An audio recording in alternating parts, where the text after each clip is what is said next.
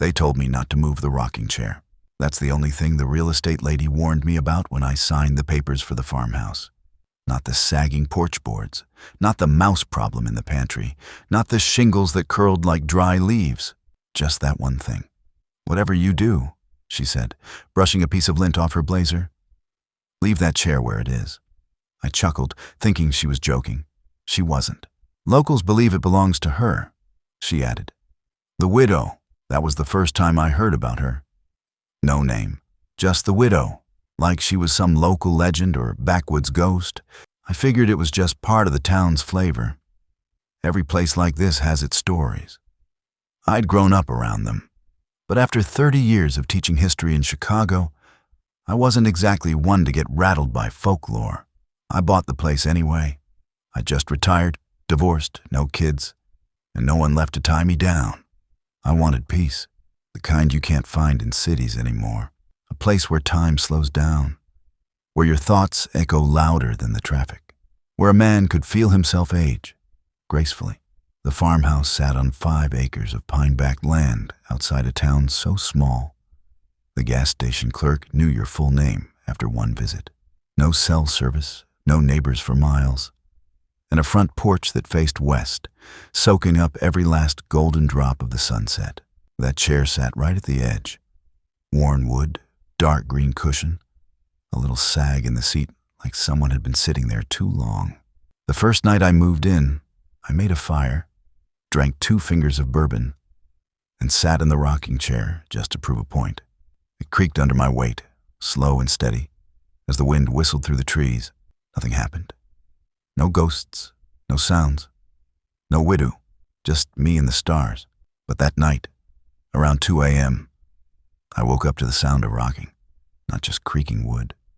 Rocking, slow, rhythmic, like someone was sitting out there, swaying gently back and forth. I got up, pulled on a shirt, and walked to the front window. The chair was moving. Alone. The rocking chair stopped as soon as I opened the door. I stood there barefoot, the night air cutting through my t-shirt, my breath fogging up in the moonlight. Everything was still. The wind had died. Not even the trees whispered. The chair sat there, unmoved, like it had never rocked at all. I told myself it was nothing. Maybe a stiff breeze, maybe the old board shifting. I was new to the countryside. Things creak in the night. That's part of the charm, right?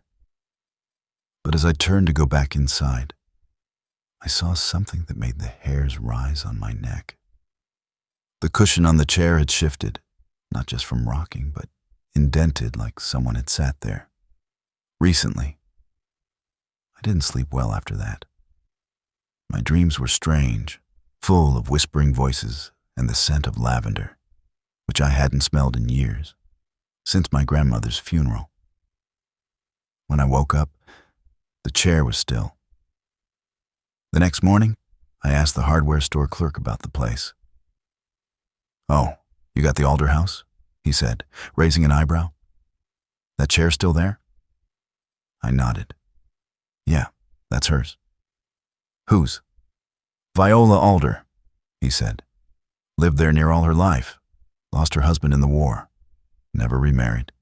Used to sit on that porch every evening like clockwork. Folks around here say she never left." I smiled politely. "You mean she died there?" "No," he said. "I mean, she never left." He told me that after Viola passed, peacefully in her sleep at 92, the chair kept rocking. People swore they saw her, a pale shape in the window, a hand on the rail. The porch boards creaking like they used to when she paced before sunset. Most of the stories were harmless, folksy even. But then he said, "You're not the first to buy that place." Last guy only stayed 6 weeks, said the chair watched him. I laughed at that one. Chairs don't watch people. People project, people imagine. I'm a logical man, a rational man. But that night, just before dusk, I stepped outside with my coffee, and something made me stop. There was a smell in the air. Lavender. And the cushion on the chair? Indented again, like she'd just stood up. I tried to ignore it. I really did. I told myself it was just my imagination, triggered by a story and a creaky house. I started keeping the porch light off at night, kept the blinds drawn. I even moved the chair back a few feet so I wouldn't see it from the living room. But it didn't matter. The rocking always started at the same time, just after 2 a.m., like clockwork, never faster than a gentle sway, like someone was sitting there, lost in thought. I stopped sleeping. After about a week of this, I decided I had to end it. So I did what any stubborn, sleep-deprived man would do. I moved the chair into the shed. It took some effort. The thing was heavier than it looked, like the wood carried weight beyond its size. But I hauled it across the yard and shut it inside, locked the door even. That night, I slept like a baby. No creaking, no dreams, just darkness. But the next morning, I stepped onto the porch and felt wrong. The air was still. The birds weren't singing. And there, right where the chair had been, on the wood, was a dark round stain, as if something had been sitting there for years and was now missing. I walked to the spot, tapped my boot on the boards, hollow. I got a screwdriver from the kitchen drawer and pried the board up. Beneath it, wrapped in oilskin and sealed with twine, was an envelope. The paper was yellowed and brittle with age, but the name written on the front was still perfectly legible. For the one who doesn't run. There was no stamp, no address, just that one sentence. My hands were shaking as I opened it. Inside was a single piece of lined paper, written in perfect cursive, "I see you sitting in my chair. If you want to know why I stayed, listen. But don't lie, the house hears lies." I read it 3 times, then looked around the porch like someone was watching me. Nothing but wind. But in the distance, I swear I heard the sound of a rocking chair creaking. Coming from the shed. I know what you're thinking. A letter under the porch? A ghost in a chair? It sounds like a man going soft in the head. I thought so too, until I stepped outside that afternoon and saw the shed door hanging wide open. I'd locked it. I remembered turning the key, even checking the handle twice like I was tucking a child in for the night. But there it was, creaking in the breeze, the padlock swinging useless from the side. I approached slowly. The rocking chair was back in the middle of the porch, right where it always sat. I stood there staring at it like it might move on its own.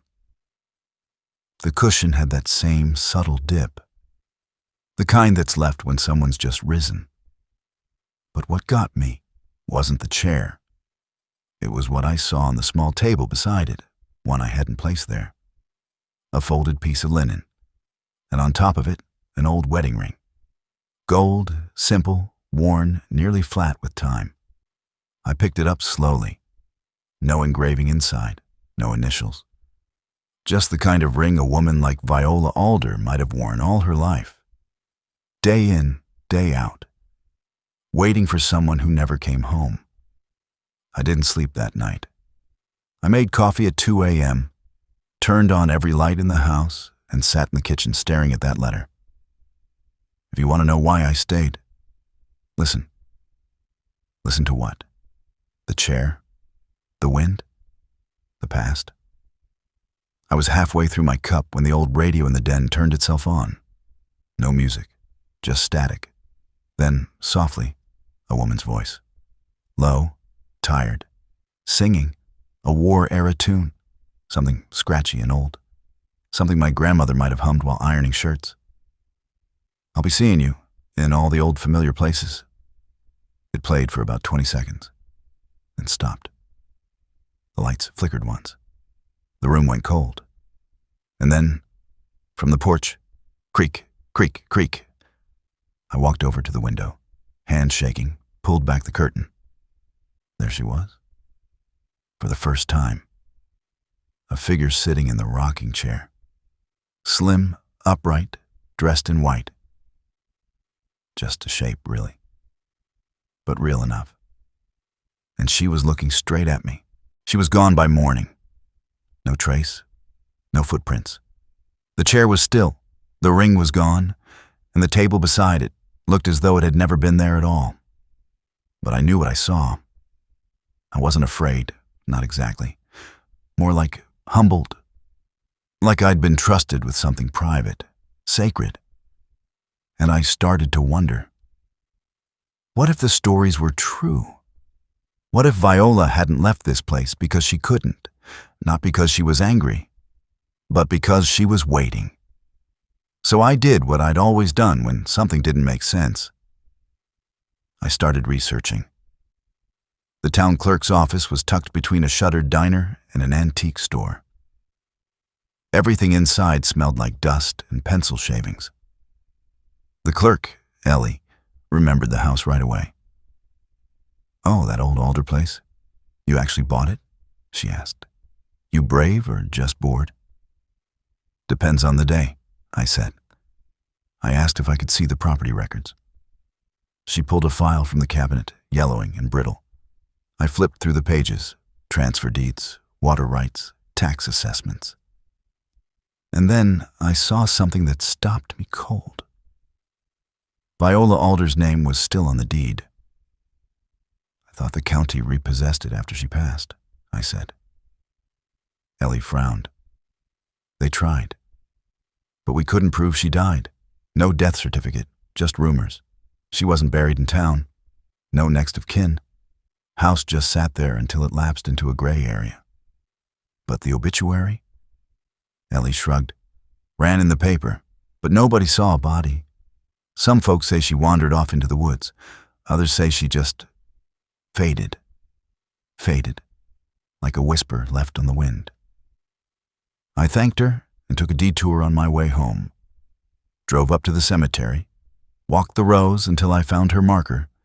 Viola May Alder, 1914 ? No end date.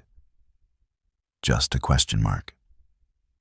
That night, I sat on the porch with a blanket and a flask, waiting. And sure enough, just past 2, the air shifted. A breeze stirred, and the rocking began.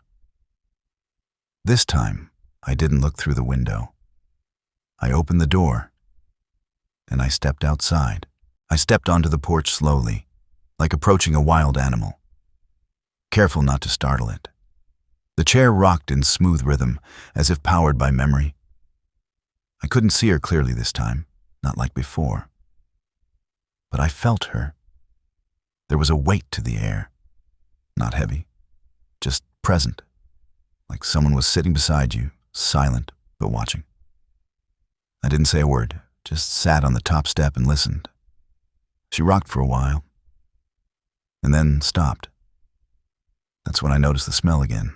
Lavender and something older, deeper. Dust, mothballs, cedar, like an attic. The wind shifted, and I knew somehow, without question, that she wanted me to go upstairs. I hadn't spent much time up there, just a low-ceilinged crawlspace under the gabled roof.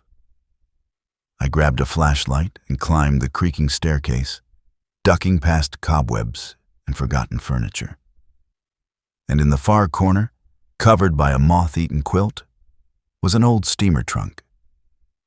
It took effort to drag it into the light. The latch was rusted, but it opened with a hard snap. Inside, a life.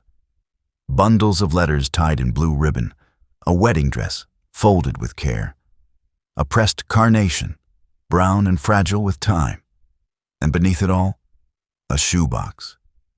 Inside the shoebox, a journal, bound in cracked leather, Viola's name written on the inside cover. The entries began in 1932 and ended in 1989, the year she died. I sat there on the attic floor, flashlight balanced on my knee, and read. Her writing was elegant, sometimes stiff but honest. She wrote about her husband, Albert, who never came home from the war, about the ache of waiting, about the porch where she sat each evening hoping to see headlights that never appeared. But the last 10 pages were different. They were about someone else, a man, local, widower, church deacon. He'd visit sometimes, she wrote, brought groceries, fixed the fence. At first, she was grateful, then confused, then frightened.